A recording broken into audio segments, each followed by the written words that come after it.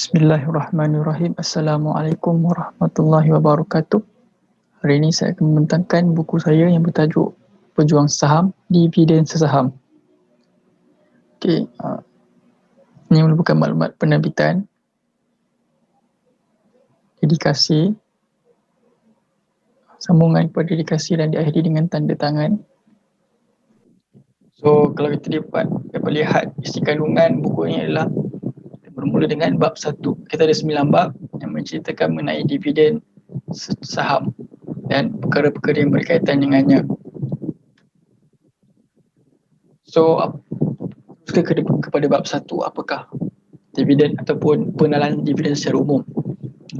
Apakah itu dividen? Dividen ni kalau kita panggil sebagai pelabur merupakan perkara yang biasa kita dengar. Sebab ia merupakan asas dan kewangan dan pelaburan. Dividen secara umumnya ialah pulangan tetap yang diberikan syarikat kepada para pelabur. Dividen ini diberikan oleh syarikat kepada pemegang-pemegang saham berdasarkan keuntungan atau result syarikat pada tahun semasa kewangan. Kalau kita selalu tengok di bahagian financial, di news seperti di Edge Market ataupun lain, kita dapat lihat banyak syarikat-syarikat mengumumkan dividen pada tahun lepas atau pada awal tahun ni, sebab mereka memberikan dividen dalam tempoh setahun, maksudnya satu tahun kewangan daripada Mac 2019 ke Mac 2020, Mac 2020 ke Mac 2021. Jadi pada penghujung Mac mereka umumkan untuk memberikan dividen kepada para pelabur yang melabur dalam pasaran saham, kaunter syarikat mereka. So, kebiasaannya dividen diberikan berdasarkan kepada pegang setiap saham. Contohnya kalau kita melabur 100 unit, kita beli 100 unit saham syarikat tu, dan dividen diumumkan adalah 0.8 sen, maka 0.8 sen darab 100, maka kita akan dapat RM8. Penggunaan istilah dividen ni tak hanya terhad kepada pelaburan saham saja, tapi juga digunakan kepada pelaburan-pelaburan lain, contohnya unit trust atau amanah saham, real estate investment trust, REIT, exchange traded fund, ETF dan mutual fund dan lain-lain. Asalkan ia memberikan pulangan tetap setiap tahun, kita boleh panggil sebagai dividen. So, kenapa dividen ni penting kan? Jawapannya ialah kerana dividen ini menjadi kayu ukur atau penanda aras kepada pelabur untuk melabur dalam satu pelaburan. Sebab kebiasaannya pelabur yang bijak ni dia akan tengok dulu keadaan kewangan syarikat, berapa dividen yang diberi bagi dalam masa 5 tahun lepas. Jadi sebelum mereka decide untuk melabur, mereka akan tengok dulu berapa dividen, berapa potential income yang mereka boleh dapat. Selalunya pembina dividen ni tak larilah, melainkan ada supernormal growth ataupun ada kejadian luar biasa. Contohnya Top Glove. Masa COVID, masa sebelum ni dia bukan kaunter yang panas ataupun syarikat yang bernilai tinggi dalam pasar saham. Tapi bila berlakunya kejadian peristiwa COVID-19, saham syarikat sebut terus naik dengan mendadak. Dalam siapa yang melabur pada waktu itu membeli saham tersebut sebelum berlakunya COVID-19 dapat keuntungan sekitar 300% daripada harga yang mereka beli. Jadi pelabur cenderung untuk melabur dalam pelaburan yang memberikan pulangan dividen. Sebab pulangan dividen ni kita panggil sebagai income kepada para pelabur selain daripada capital gain. Capital gain adalah peningkatan harga saham tu sendiri. Selain itu kita nak tambahan pendapatan dalam melalui dividen.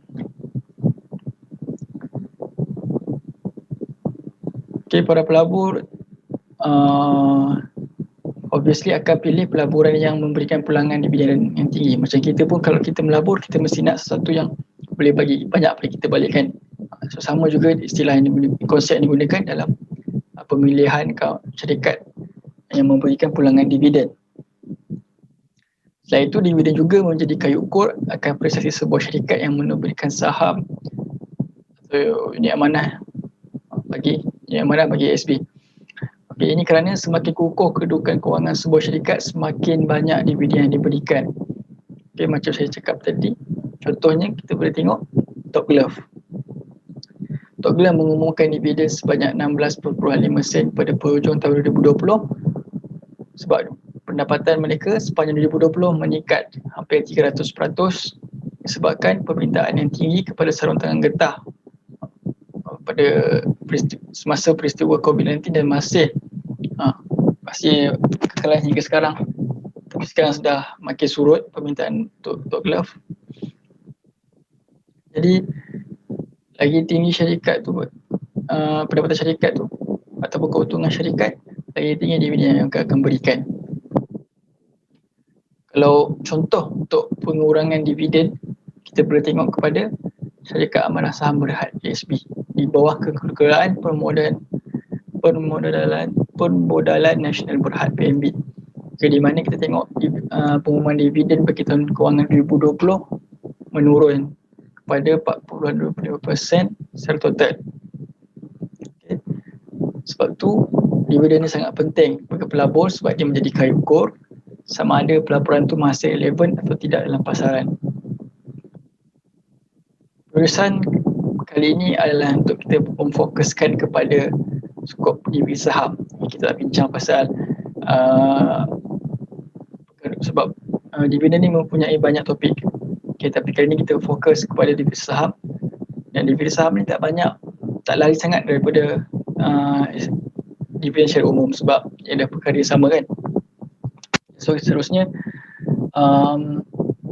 topik ini akan merangkumi definisi dividen saham, kaedah penggunaan dividen saham, faktor-faktor yang mempengaruhi turun naik dividen saham, dan kita juga bincang mengenai perbezaan antara dividen saham dengan pendapatan saham, dan kita tambah sedikit mengenai faktor yang mempengaruhi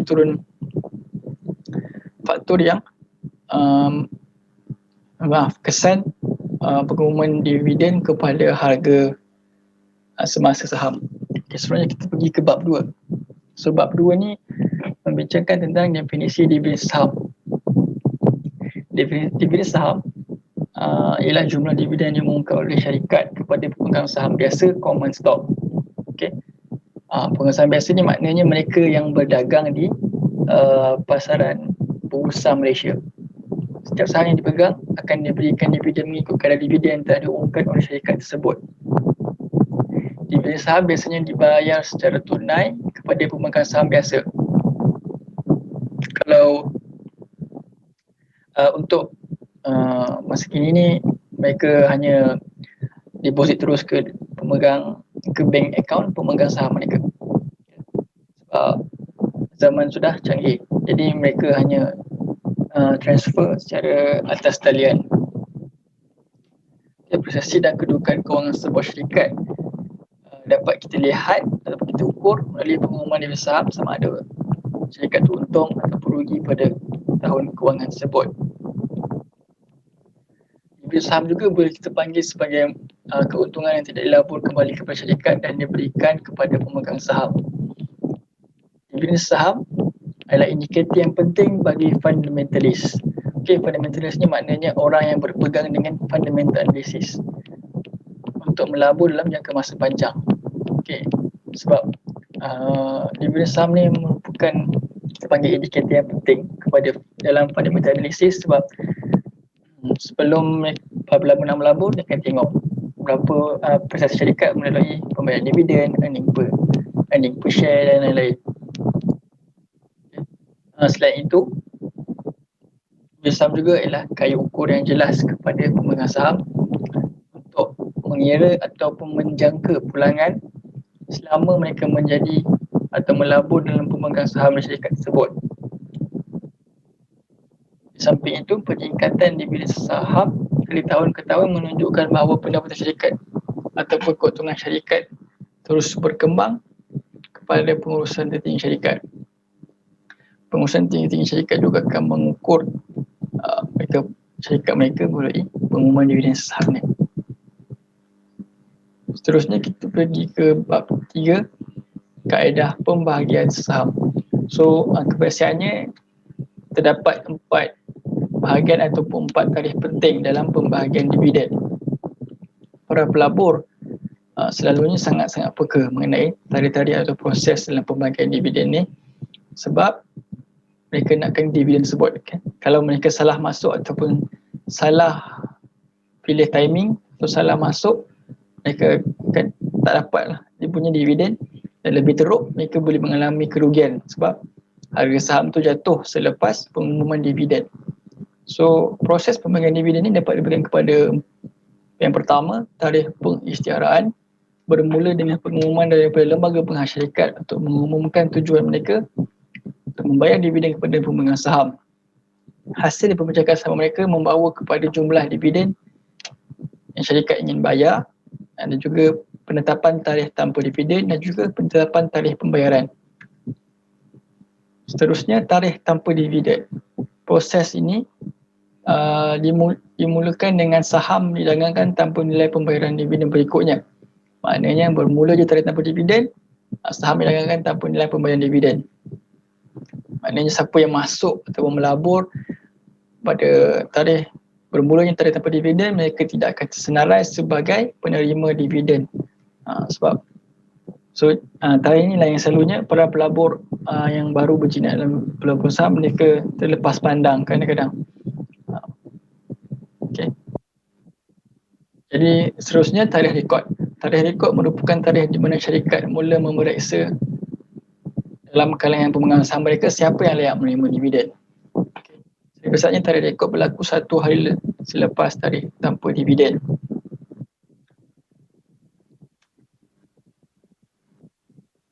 Yang terakhir sekali adalah tarikh pembayaran dividen. Syarikat akan mengumumkan tarikh pembayaran dividen sebagai tarikh pemegang saham mula menerima bayaran dividen mereka. Tarikh ini amat ditunggu oleh semua pelabur kerana ia merupakan pulangan kepada mereka atau keuntungan kepada mereka.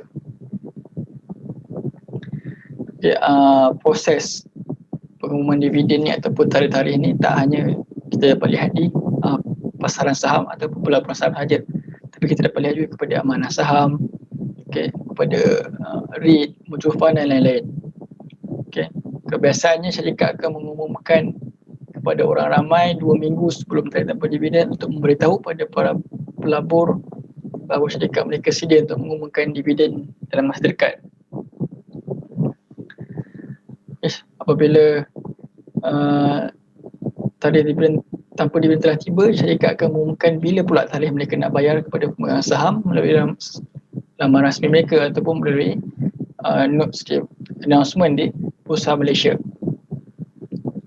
So seperti kita dapat lihat, ini merupakan contoh proses ataupun tarikh pembayaran yang dibuat oleh pembayaran dividen yang dibuat oleh Top Glove Corporation Berhad.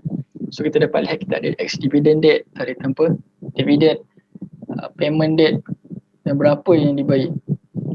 So kalau kita dapat lihat di paling latest Disember 24, 2020 merupakan tarikh tanpa dividen, dan payment date adalah tarikh bayaran dividen adalah 11 Januari 2021 dan dividen diberikan 0.25%. Okay, kalau kita nak tengok, kita boleh tengok daripada apa yang dibincangkan sebentar tadi, supernormal growth ataupun extra fundamental peristiwa luar biasa. Kita dapat lihat Jun 2025 2020 dividen hanya 0.0467 sesaham, tapi pada Oktober 2020 meningkat kepada 0.1183, hampir peningkatan 1.12%, menunjukkan bahawa Top Glove mengalami mendapat keuntungan yang sangat-sangat tinggi.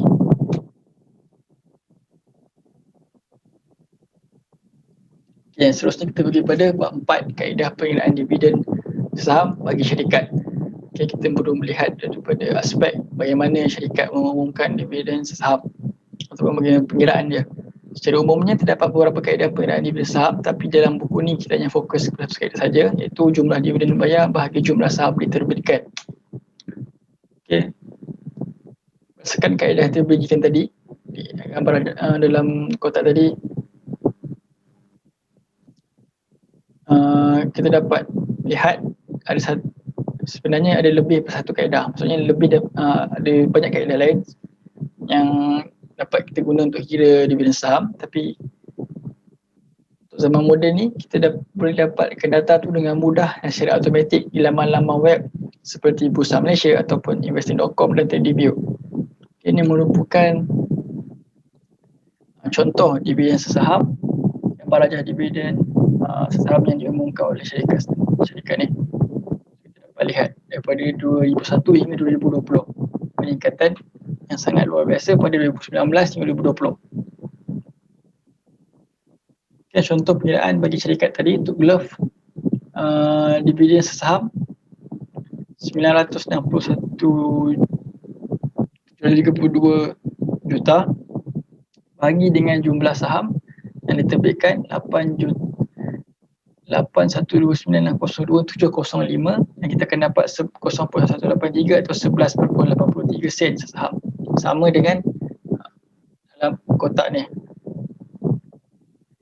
Okay. Itu merupakan kaedah bagaimana syarikat, kita nak tahu syarikat tu mengumumkan pengiraan dalam mengumumkan dividen saham.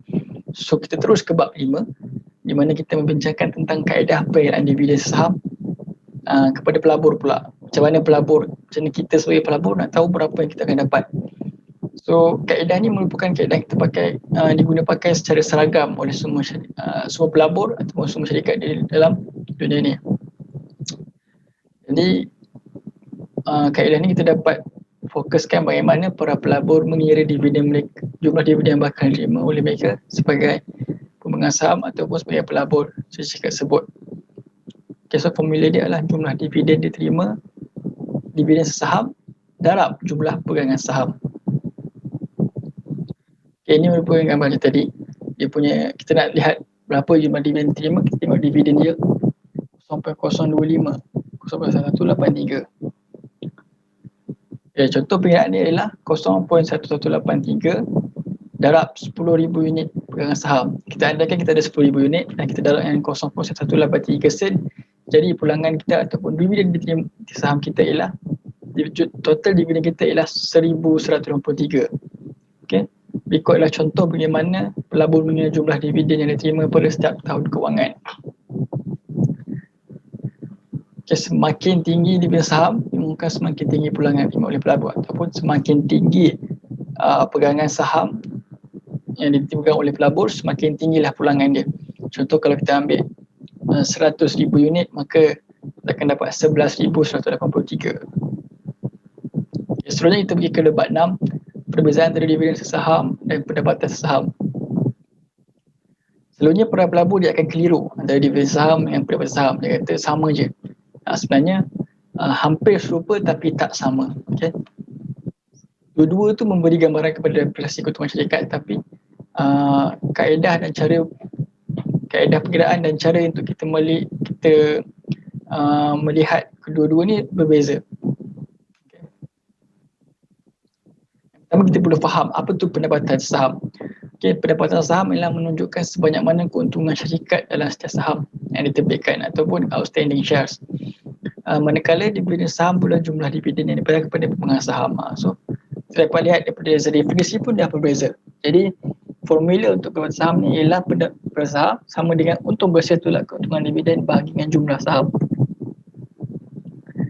Contoh pengiraan, syarikat A mempunyai untung bersih sebanyak 10 juta ringgit dan mempunyai keuntungan dividen sebanyak 1 juta ringgit. Jumlah saham yang ada ialah 20 juta unit saham. Maka dengan ini pengiraannya seperti berikut: 10 juta tolak 1 juta bahagi dengan 20 juta unit. Jadinya akan dapat 0.45 sen untuk pendapatan saham. So apa perbezaan ketara antara kedua-dua kita panggil indikator ini? Okay. Yang pertama ialah pendapatan saham menunjukkan keuntungan syarikat berdasarkan jumlah untung bersih untuk setiap saham. Okay. Seterusnya, pendapatan saham juga penting untuk menentukan harga sebenar saham untuk sebuah syarikat. Selain itu, pendapatan saham mengukur nilai pendapatan bersih yang sedia ada Dan syarikat yang belum selesai maka dividen saham menunjukkan keuntungan yang dibayar kepada pemegang saham. So pendapatan saham ni dia tengok keuntungan syarikat dengan saham, tapi dividen saham ni ialah keuntungan yang bersih tu yang yang diberikan sebagai dividen. Jadi itu dia tengok perbezaan dia. Okay. Pentingnya nilai pendapatan saham ni kerana ia akan memberikan gambaran untuk nilai dividen syarikat tersebut memperbayar permasa akan datang. Ini kerana dividen merupakan pendapatan bersih syarikat yang diagihkan kepada pemegang saham. Jadi sebelum diagih tu dia tengok dulu pendapatan saham dia berapa, dan dari situ kita berdapat dividen saham sebab dia ambil daripada keuntungan bersih syarikat. Biasanya diberikan sebagai dividen saham kepada para pelabur. Semakin tinggi kepada saham, semakin tinggi keuntungan syarikat. Okey. Manakala untuk dividen saham, semakin tinggi dividen dibayar, maknanya semakin sukar syarikat ni menggunakan keuntungan bersih mereka sebagai modal balik. Ini sekarang sepatutnya keuntungan bersih yang tinggi digunakan kembali sebagai modal balik dan bukan yang diberikan pemegang saham kepada dividen. Contohnya bila syarikat tu mendapat keuntungan yang berlipat kali ganda berbanding biasa, contoh tadi, bila mereka maksudnya mereka maksudnya keuntungan mereka pulih tu mereka tak boleh gunakan balik kepada syarikat tu, tak boleh melaburkan balik kepada syarikat. Sebab tu dia beri dividen yang tinggi sebab dia nak agihkan keuntungan syarikat tu. Seterusnya kita tengok faktor mempengaruhi naik turun dividen saham. Apa faktor yang menyebabkan naik turun dividen saham ni? Okay, yang pertama kita tengok ialah kerana syarikat tersebut menggunakan keuntungan mereka ambil yang mereka dapat pada tahun tu sebagai pelaburan semula. Sebab syarikat tu dia berhak untuk memutuskan sama ada nak melabur balik keuntungan tu ataupun nak beri kepada para pelabur. Kalau mereka labur, mereka gunakan untuk research and development ke ataupun membangunkan produk baru, bergantung kepada syarikat tersebut. Okay. Selalunya orang cakap tindakan mengekalkan keuntungan dari syarikat ni maksudnya syarikat tu dalam keadaan situasi kewangan yang buruk, tapi bukan. Okay. Kalau kita lihat bila keuntungan tu dia tak bagi sebagai dividen ataupun dia ambil masuk dalam laburkan balik dalam syarikat, pada masa akan datang projection income ataupun jangkaan keuntungan akan meningkat sebab mereka upgrade yang punya syarikat, upgrade yang punya operation. Jadi akan datang ia akan membawa kepada peningkatan saham lah, tapi tak pasti berapa tempoh untuk peningkatan dividen tu kan, bergantung kepada sektor company itu sendiri. Okay. Contohnya kita tengok syarikat A selalu bayar saham sebanyak RM1 kepada pemegang saham mereka, tapi pada tahun semasa syarikat A memutuskan untuk mengurangkan dividen saham kepada 0.5 sen saham. Dia mahu menggunakan keuntungan syarikat untuk proses penyidikan dan inovasi.